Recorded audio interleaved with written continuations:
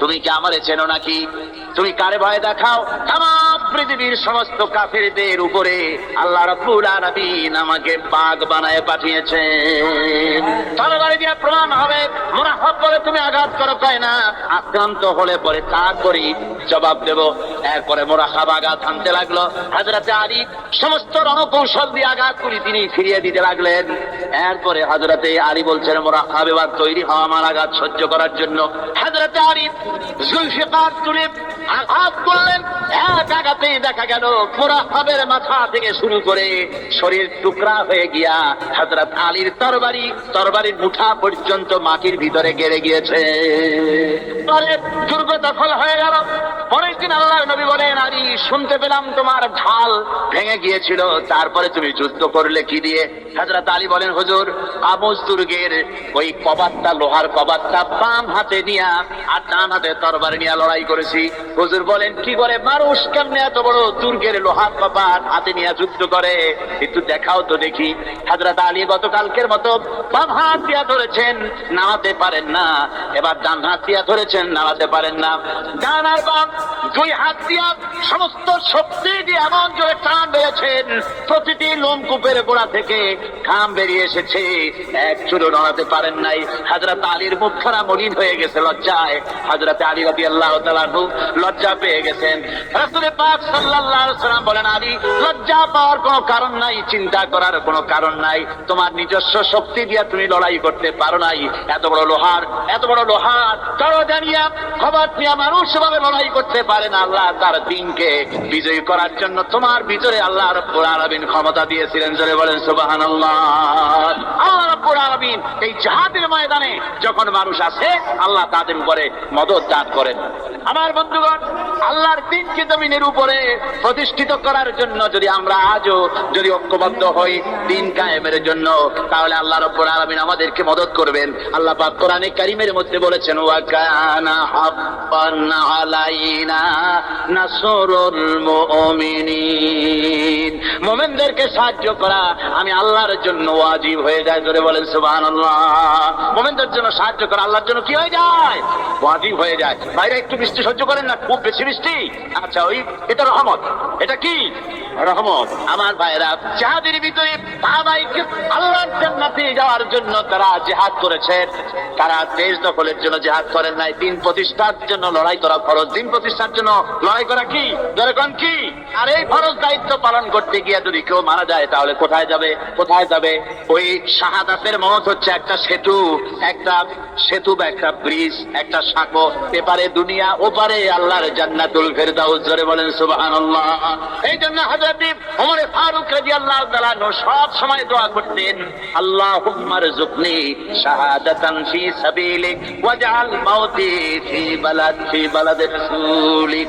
আল্লাহ রাব্বুল আলামিন আমাকে রাসূলের শহরে পৌঁছাও আর আমাকে তোমার দ্বীনের রাস্তায় শাহাদাত মঞ্জুর করো। জোরে বলেন আমিন। এটা আমাদের দোয়া, আমারও দোয়া, আমার সারা জীবনের স্বপ্ন, সারা জীবনের স্বাদ আল্লাহ যেন শাহাদাতের মওত নসিব করে দেন। জোরে বলেন আমিন। এর থেকে উন্নত মানের মওত আর নাই। ওই প্যারালাইসিস হয়ে বিছানায় পড়ে তড়পায় মরার কোনো দাম নাই। দুনিয়ার বুকে দুনিয়ার জিন্দেগি বছর করার 500 বছর বেঁচে থাকার দাম নাই। সিংহের মতো 1 সেকেন্ড বেঁচে থাকার দাম আছে, ঠিক কিনা? আর মওত, প্লিহা, যকৃত, typhoid, paralysis, diabetes, heart attack, kidney পচে যাওয়া, হাবিজাবি মওতের চাইতে আল্লাহর রাস্তায় জিহাদ করে শাহাদাতের মওত সর্বশ্রেষ্ঠ মওত। জোরে বলেন সুবহানাল্লাহ। আমার ভাইরা, রাসূল পাক সাল্লাল্লাহু আলাইহি ওয়াসাল্লাম তিনি মদিনা মুনাওয়ারায় এসে প্রথম যে জিহাদের সম্মুখীন হলেন, ওইটার নাম কি? কোন জিহাদ? বদর। কোন জিহাদ? বদরের জিহাদ। সেই বদরের মাঠে জিহাদের জন্য রাসূল সাহাবীদেরকে তৈরি করতেছেন। তো আপনারা চিন্তা করেন বিষয়টা, জিহাদ করতে হবে, এই বদরে সাহাবীরা জিহাদ করবে কাদের বিরুদ্ধে? নিজের বাপের বিরুদ্ধে। রাসূল পাক খুব চিন্তিত হলেন যে সাহাবীদেরকে কিভাবে উদ্বুদ্ধ করা যায়। হুজুর জিহাদের কথাই বলতেছেন যে এখন বদরে আমাদের টিকে থাকার প্রশ্ন, এইটা মুসলমানদের টিকে থাকার প্রশ্ন, বদরের যুদ্ধ, বদরের এই জিহাদটা। হুজুর যখন এগুলি বলতেছেন, হযরত মিকদাদ রাদিয়াল্লাহু তাআলা আনহু রাসূলের একজন জলিলুল কদর সাহাবী, তিনি দাঁড়িয়ে বলছেন, হে আল্লাহর রাসূল, কেন আপনি চিন্তা করছেন? ইমজি বিনা ইয়া রাসূলুল্লাহ হাইসুমা তাশা। হে আল্লাহর রাসূল, আপনি আমাদেরকে নিয়ে চলুন যেদিকে আপনার খুশি। হাইসুমা আমারাকাল্লাহ, যেদিকে আল্লাহ আপনাকে নির্দেশ করেন সেদিকে আমাদের নিয়ে আপনি সেদিকেই চলুন। ইন্না লা নাকুলু লাকা কামা ক্বালা বনু ইসরাঈল লিমূসা আলাইহিস সালাম ইযহাব আনতা ওয়া রাব্বুকা ফাকাতিলা ইন্না হাহুনা কায়িদুন। বুখারী শরীফের হাদিস। হযরত মিকদাদ রাদিয়াল্লাহু তাআলা আনহু বলছেন, হে আল্লাহর রাসূল, আপনি আমাদের নিয়ে চলুন, আল্লাহ যেদিকে আপনাকে আমাদের নিয়ে যেতে বলেন সেই দিকে নিয়ে যান। আমরা মুসা আলাইহিস সালামের উম্মতের মতো বলবো না যে হে মুসা, আপনি আর আপনার আল্লাহ দুজন গিয়ে যুদ্ধ করেন, আমরা এখানে বসে থাকি, এমন কথা আমরা বলবো না। বাল ইযহাব আনতা ওয়া রাব্বুকা ফাকাতিলা ইন্না মাকুমা মুকাতিলুন। ও নবী, বরং আমরা বলবো আপনি চলুন আমাদের নিয়ে, আপনি এবং আপনার আল্লাহ চলুন জিহাদের ময়দানে, আমরা আপনার সঙ্গে জিহাদ করব, লড়াই করব সেই পর্যন্ত। মা দামাত মিন্না মা দামাত আইনুম মিন্না তাতারাফ, যতক্ষণ পর্যন্ত আমাদের একটা চক্ষুর পলক পড়ে, যতক্ষণ পর্যন্ত একটা চোখের পাতা নড়ে, ততক্ষণ পর্যন্ত আমরা কাফেরদের বিরুদ্ধে লড়ব। সুবহানাল্লাহ ওয়া বিহামদিহি, যতক্ষণ চোখের পাতা নড়ে ততক্ষণ পর্যন্ত লড়ব, নিয়ে চলুন আমাদের। হুজুর খুব খুশি হলেন। আহারে, রাসূল পাক সাল্লাল্লাহু আলাইহি ওয়াসাল্লাম দারুণ ভাবে খুশি হয়ে গেলেন। হুজুর বললেন, ও সাহাবীরা, তোমাদের মানসিক অবস্থা যখন এই, কুমু বিনা ইলা জান্নাতিন, চলো আমার সাথে বেহেশতের দিকে। সুবহানাল্লাহ, সবাই বলেন সুবহানাল্লাহ। কুমু বিনা ইলা জান্নাতিন আরদুহা কাআরদিস সামাওয়াতি ওয়াল আরদ, সেই বেহেশতের দিকে চলো যে বেহেশতের বিশালতা প্রশস্ততা এই পৃথিবী এবং আকাশের চাইতে অনেক বড়, সেই বেহেশতের দিকে চলো। ফাকামা উমাইর বিন হামাম ওয়া কানা ইয়াকুলুত তামার। হযরত উমাইর বিন হামাম এক যুবক, তিনি দাঁড়িয়ে গেলেন। আমার মুসলমান ভাইরা, যুবকদের অবদান কিন্তু ইসলামে সব চাইতে বেশি। জোরে বল সুবহানাল্লাহ। কাদের অবদান বেশি? সর্বপ্রথম ইসলাম কবুল করেছে কারা? যুবকরা। হযরত আবু বকর, হযরত ওমর রাদিয়াল্লাহু তাআলা আনহু, তাদের বয়স যুবক বয়স, যুবক বয়সে তারা ইসলাম কবুল করেছেন। হযরত আলী যুবক ছিলেন, এই জন্য যুবকদের ইবাদতের সব বেশি। রাসূল পাক বলেছেন, কিয়ামতের ময়দানে সাত, যেদিন কোনো ছায়া থাকবে না আরশে আজিমের নিচে, সব শ্রেণীর লোকেরা ছায়া পাবে। তার মধ্যে এক শ্রেণী হচ্ছে ওয়াশাবুন নাশা ফি ইবাদাতিল্লাহ, ওই যুবকেরা যারা নাকি রাত গুজরান করে, রাত কাটায় আল্লাহর ইবাদতে, রাত জাগে আল্লাহর ইবাদত করে। জোরে বল সুবহানাল্লাহ। পুরোতে একবার আল্লাহ বলা আর এক যুবকের একবার আল্লাহ বলা, বৃদ্ধের সারা সপ্তাহ তাহাজ্জুদ পড়া আর যুবকের এক রাতের তাহাজ্জুদ পড়া মনে হয় তার থেকেও বেশি। বল সুবহানাল্লাহ। তাই বলে বৃদ্ধ যারা, তারা কিন্তু হতাশ হবেন না, ওই যৌবন কাল আপনিও বেরিয়ে এসেছেন, ঠিক না? সুতরাং যুবকদের অবদান বেশি। হযরত উমাইর বিন হামাম রাদিয়াল্লাহু তাআলা আনহু, তিনি দাঁড়িয়ে গেলেন, তার হাতে ছিল ওয়া কানা ইয়াকুলুত তামার, তিনি খরমা খাচ্ছিলেন, হাতে ছিল কয়েকটা খরমা। তিনি খরমাগুলি হাতে নিয়ে দাঁড়িয়ে বলছেন, ফাকালা বাখবাখ, তিনি বলছেন, বাখবাখ শব্দ এটা হচ্ছে লুগাল মুহাল্লিয়া, অর্থাৎ আঞ্চলিক শব্দ। এর অর্থ হচ্ছে মা আযমাহু ওয়া মা আহসানাহু। কি আশ্চর্য, কি সুন্দর, কি বিরাট, কি সুন্দর কথা আপনি বললেন হে রাসূল।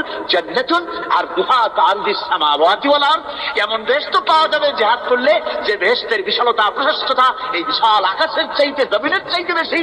ওয়াল্লাহি লাউ কুনতু হাইয়ান হাত্তা আকুলাহুন্না, আমি যদি, ওয়াল্লাহি আল্লাহর কসম, আমি যদি এই খরমাগুলো যদি খাইতে থাকি, ইন্নাহা লা হায়াতুন তাবিলা, তাহলে তো এটা অনেক লম্বা হায়াত লাগবে। এই খরমাগুলি খাইতে অনেক সময় লাগবে, বেহেশতে যাইতে দেরি হয়ে যাবে। সুতরাং এই খরমা তো আর খাওয়া যাবে না। সারাবিহীন না, হাতের খরমাগুলি সব ফেলে দিয়ে জিহাদের ময়দানে লাফায় পড়লেন। অনেকগুলি কাফেরকে জাহান্নামের ঘাটে উতরায় দিয়া হযরত ওমর নিজেও শাহাদাত বরণ করলেন। জিহাদের শেষে জিহাদের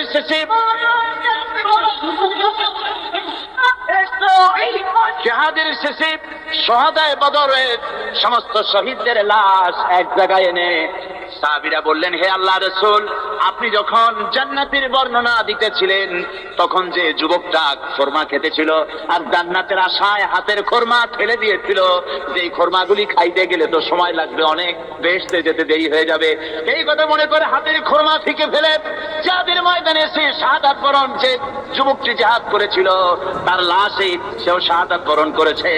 রাসূলে পাক হযরত উমাইরের চেহারার দিকে লক্ষ্য করে তার দিকে অঙ্গুলি সংকেত করে হুজুর বলছেন, ইন্নাকা মিন আহলিহা।